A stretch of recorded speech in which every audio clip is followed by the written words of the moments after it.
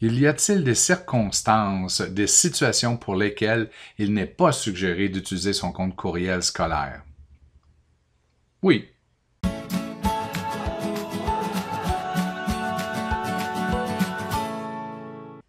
Nous invitons tous les élèves, tout le personnel du centre de service d'utiliser leur adresse courriel scolaire. Certainement. Mais si vous êtes un personnel à la veille de votre départ ou de votre retraite, rappelez-vous que votre adresse sera active tant que longtemps que vous aurez un lien avec le centre de service.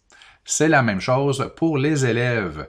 Donc, il n'y a pas de problème pour les élèves qui ont encore plusieurs années devant eux au centre de service, mais si vous êtes en 5e secondaire, vous vous préparez pour votre inscription au cégep, alors nous vous encourageons fortement à utiliser une adresse personnelle, puisque le processus d'inscription et d'admission se déroulera sur plusieurs mois et ira jusqu'à votre entrée scolaire. Donc, une fois rendu au cégep, vous n'aurez plus accès à votre compte scolaire. Donc, pour l'inscription au cégep, on passe par une adresse personnelle. Parlant d'adresse personnelle et de courriel personnel, il n'est pas interdit d'en recevoir sur son compte scolaire, loin de là. Mais on vous invite quand même, en particulier pour le personnel, d'avoir 2 adresses courriel.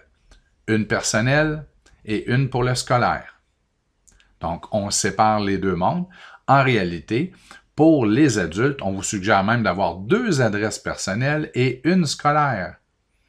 Donc, vous pouvez avoir une adresse que vous vous servez pour les abonnements lorsque vous naviguez sur le web et qu'on vous demande de l'information, et avoir une autre adresse courriel qu'on se sert pour les choses sérieuses. Accéder au compte bancaire, utiliser les modes de paiement en ligne, les documents officiels, les communications officielles. Donc, avoir une adresse sérieuse, vraiment protégée avec un mot de passe complexe, et l'autre qu'on se sert lorsqu'on doit donner une adresse à gauche et à droite.